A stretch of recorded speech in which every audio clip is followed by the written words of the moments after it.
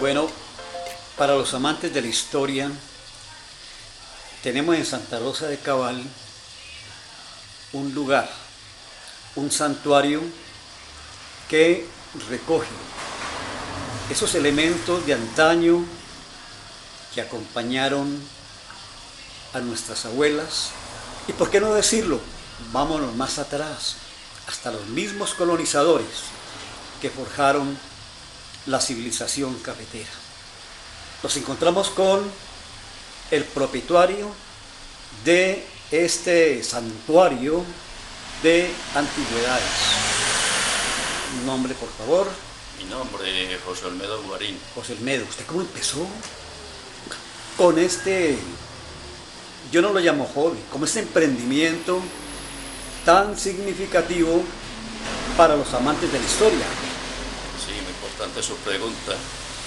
Lo que sucede es que esto realmente nace con uno, eso es como una chispa que verdaderamente empieza desde que uno está muy joven, uno inquietándose por tanta cosa antigua, viendo pues que sale tanta cosa así que no tiene como mucho sentido y existir tantas cosas que verdaderamente tienen tanto valor e historia, como son todas estas cosas antiguas, las vitrolas, los relojes de péndulo, que fue lo que nos vio prácticamente desde el mismo momento en que nacimos, nos vio surgir, ir creciendo en medio de todas estas cosas, porque con los años que tengo pues tuve la oportunidad de vivir toda esta clase de elementos y objetos.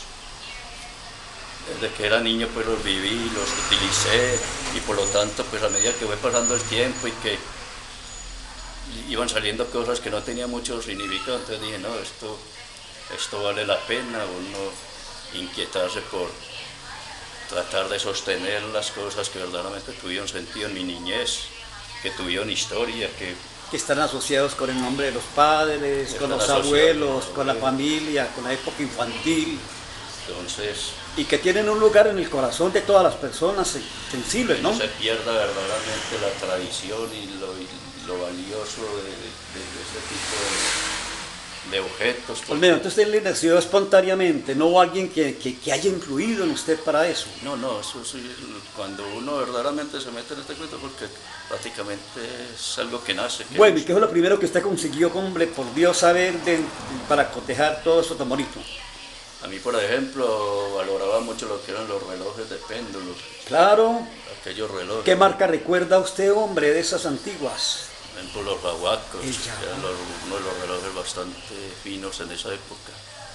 Y que en estos momentos uno de los mejores relojes también, es uno de los mejores. Y que siempre estaban en esas mansiones, en esas casas. Hombre, por ejemplo, las maderas finas. Por ejemplo, a mí surgí en un hogar más o menos de la familia mía de un estrato medio altico, entonces ellos mantenían así, por ejemplo, salas muy elegantes, claro, camas muy bonitas, entonces todo eso me fue a mí impulsando. Un mobiliario muy atractivo. Como en otra, entonces, ahí veíamos los aguamaniles también, que estaban acompañados con unos espejos de cristal de roca, que eso irradiaba unos colores del arco iris, algo maravilloso que yo creo que ya no se ven, creo yo. Sí, es difícil. Y la cama que me vio nacer y crecer fue la cama de cobre, la cama de cobre que llaman, ¿sí? Esa de bronce, que es muy bonita. Bueno. Y nosotros teníamos las camas de nudos, de bronce. Entonces todo eso me mantuvo a mí muy sostenido en este cuento. Y cuando empezaron a llegar pues las cosas más modernas, y no, pues a mí de meterme al mundo de lo moderno, no sigo sosteniendo lo antiguo, y más bien me surgió la idea. Olmedo, ¿dónde empezó usted? Yo veo que también, aparte de este hermoso local, con esos elementos tan valiosos, también tiene usted en la plaza de mercado, tiene también dos. Mira, yo manejo dos lugares también de antigüedad, igualmente muy valiosos, muy significados, que también invitamos a los santarosanos y a los colombianos, porque este es un sitio donde la casa mía es un templo de antigüedad, o sea, todo es antiguo, mi cama, todas las cosas que es prácticamente lo que me rodea, las decoraciones son antiguas. ¿Dónde empezó usted con esa expansión? ¿Dónde eligió el primer sitio, el local, para asilar, digo yo? estos elementos tan valiosos. Ah, sí, la plaza de mercados. La plaza de mercado. Allá ¿Es llevo, conocido? llevo bastantes años ahí ya efectuando el trabajo.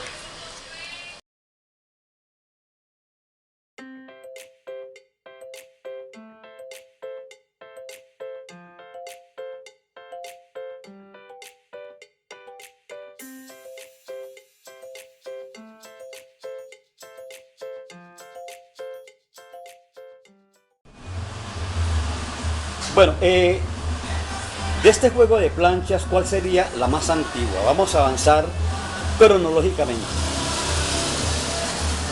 Estas eran las planchas más antiguas. Bueno, ¿y cómo se calentaban? Se calentaban sobre brasas o las colocaban sobre fogón, que en ese entonces yo creo que eran de petróleo los fogones, hasta que la plancha estuviera muy caliente y con ella ya se planchaban las ropas. Miren ustedes, ahí vemos nosotros nuestras abuelas en su momento, con estos elementos de antaño, pero hacen parte de esa historia nuestra tan valiosa. Sigamos entonces en esa proyección del tiempo. ¿Cuál seguiría entonces después de que esta plancha perdió uso? ¿Cuál sería? ¿Cuál Pues es? yo conocí Esa. ¿Cuál? Yo ¿Por conocí qué no esta. la miramos a ver? Miremos hasta ver. Es una plancha que se le echaba el carbón dentro. Ajá, Donde ahí se le vemos echaba unas el pausas carbón. ahí de cocodrilo y en el interior se le entraba el carbón. Se le echaba el carbón prendido. Sí, Y recuerdo que mi mamá, para calentarlo, ella quedaba cerrada en esta forma. Y sí. empezaba a hacer este ejercicio. ¿Para qué? Para que el carbón se encendiera bien y Ajá. fuera calentando la plancha. Ah, Esta sí botaba mucha pavesa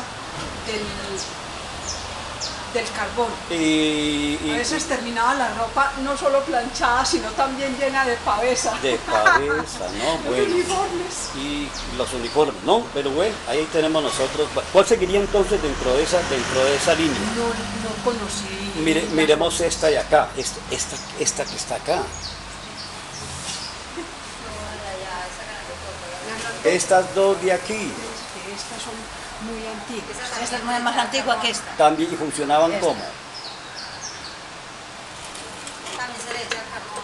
También con carbón, ¿no? Sí, claro, es de la misma característica, solamente que tiene el orificio, Acá. ahí se le echaba el carbón también, entonces yo creo que es de la misma característica de la que vimos anteriormente. Pero vemos otra aquí también, que también tiene un diseño diferente, que también era con carbón, ¿no? Esta de acá. También con carbón. También con carbón. Y estas dos entonces que tenemos acá serían las más modernas. Pues eran ya de gasolina, algo así, de combustible. ¿Con qué funcionaban estas? ¿Se acuerda usted? Ah, no sé si no me acuerdo yo. No se acuerda. Esto ya sería con un Sí, de algún combustible. combustible. Combustible, ¿Con? petróleo, gasolina. Gasolina. Ajá.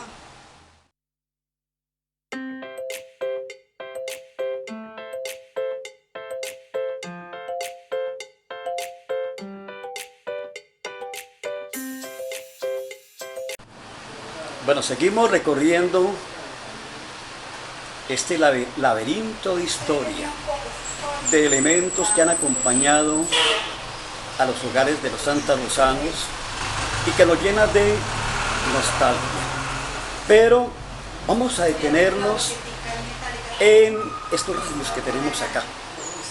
Yo quiero contarles que la radio en Colombia llegó en 1929, ¿sí? 1929.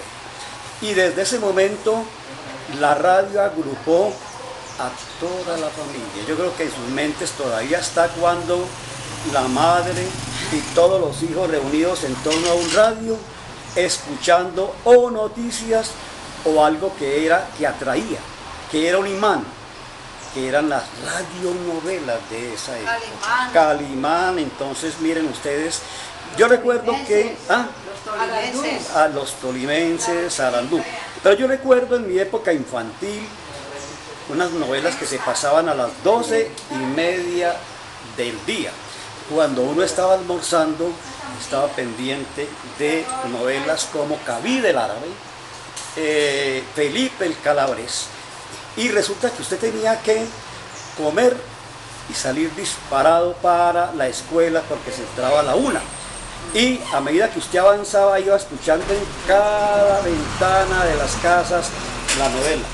Y la última parte de la novela, donde estaba el suspenso, la escuchaba uno en esa tienda que está todavía ahí, diagonal a la escuela Pedro José Rivera. Ahí encontraba uno un grupo de estudiantes arrasmados escuchando el último momento de la novela.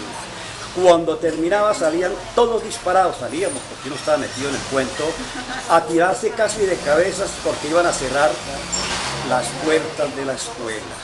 Esa era una historia muy interesante que nos traen las novelas. Y bueno, yo recuerdo también una novela muy famosa que fue Lejos del Nido. Ay, sí.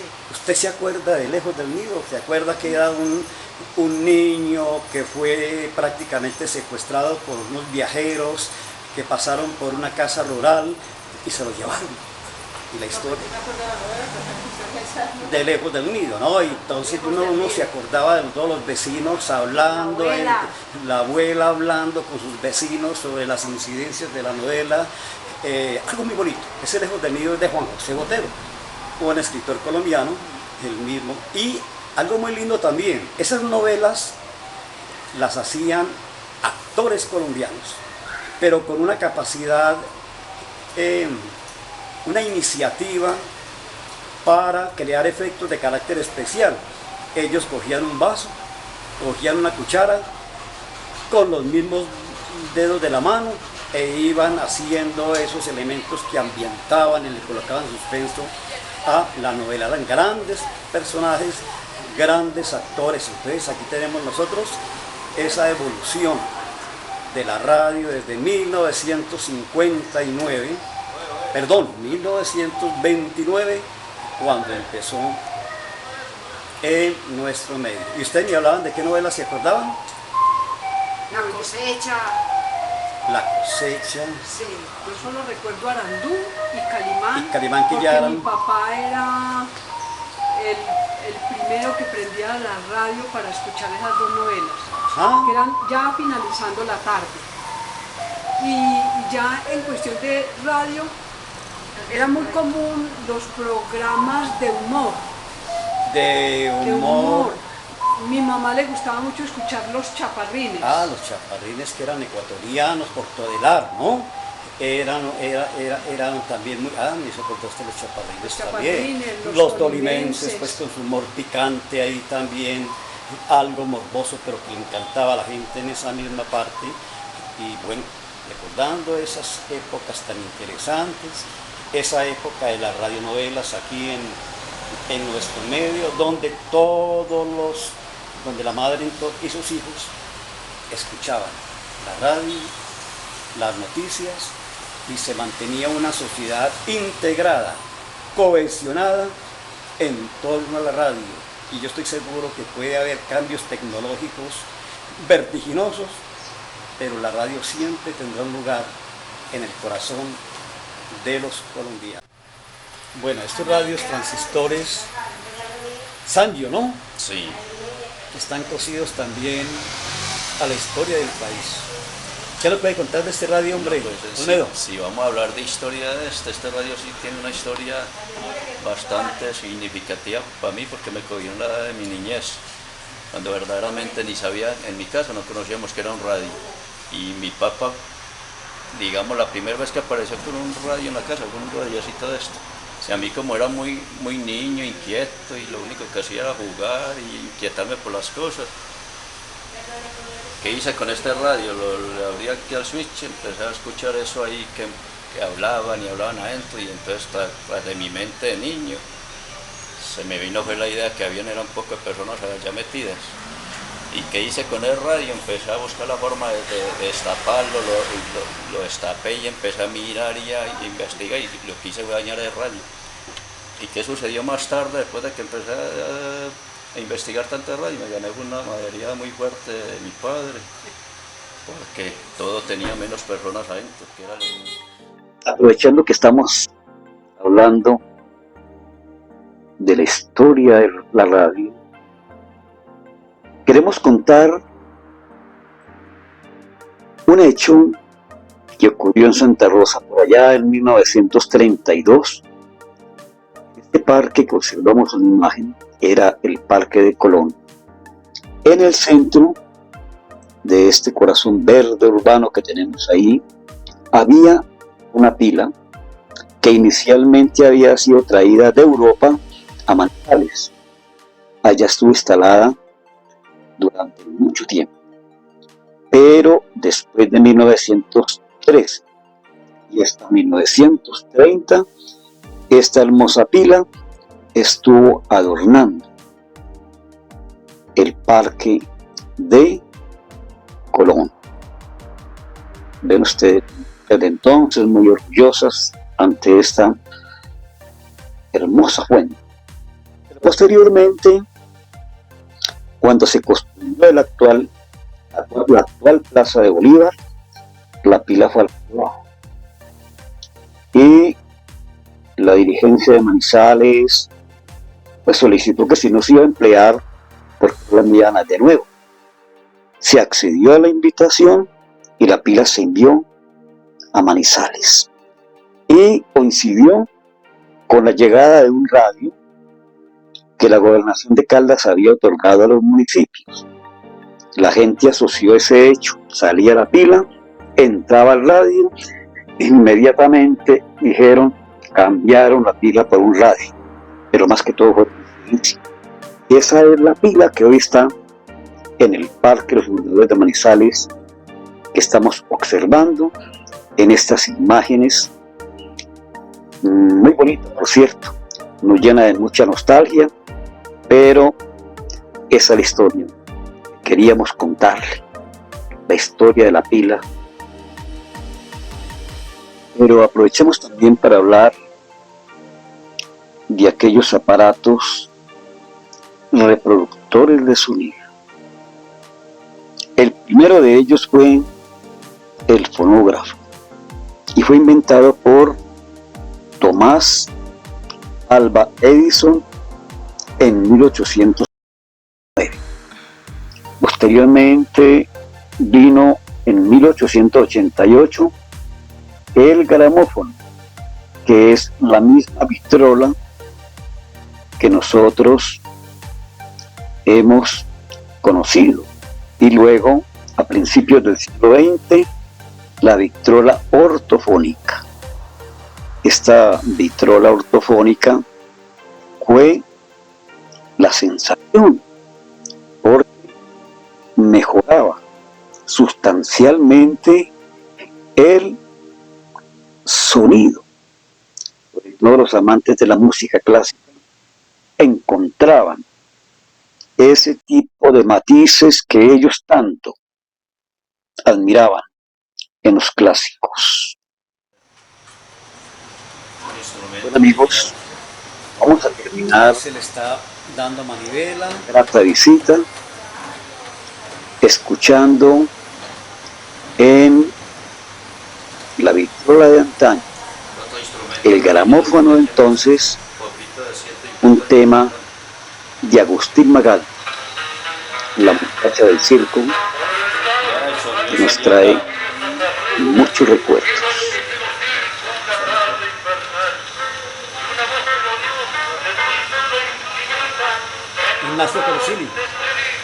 Ignacio Corsini. Sí.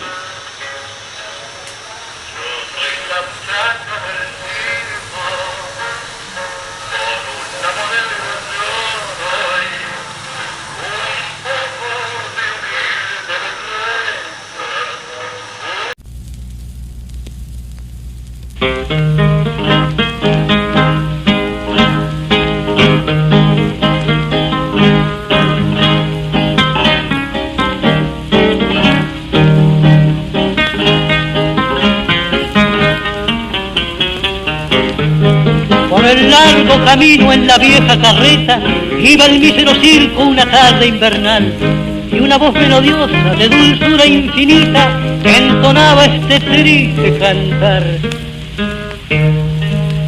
Yo soy la muchacha del circo, por una moneda yo doy un poco de humilde belleza, un poco de tibia emoción. Yo soy la muchacha del circo, por esos caminos yo voy, ceñida en mi malla de seda, repartiendo a todos flores de ilusión. Colgada del frágil trapecio, su cuerpo elegante parece al saltar una paloma blanca que al cielo con ansias loca quisiera llegar, mientras la gente emocionada contempla inquieta su salto mortal. Bajo la lona del viejo circo, un frío de muerte se siente cruzar.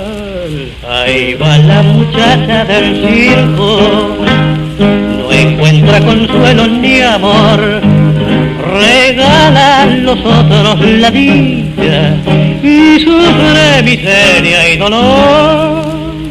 Por fin una noche en la mano, cansada el trapecio flojo, y pobre muchacha del circo, buscando un aplauso, la muerte encontró. Colgada del frágil trapecio, su cuerpo elegante parece al saltar una paloma blanca que al cielo con ansias loca quisiera llegar, mientras la gente emocionada contempla inquieta su salto mortal. Bajo la lona del viejo circo y un frío de muerte se siente cruzar.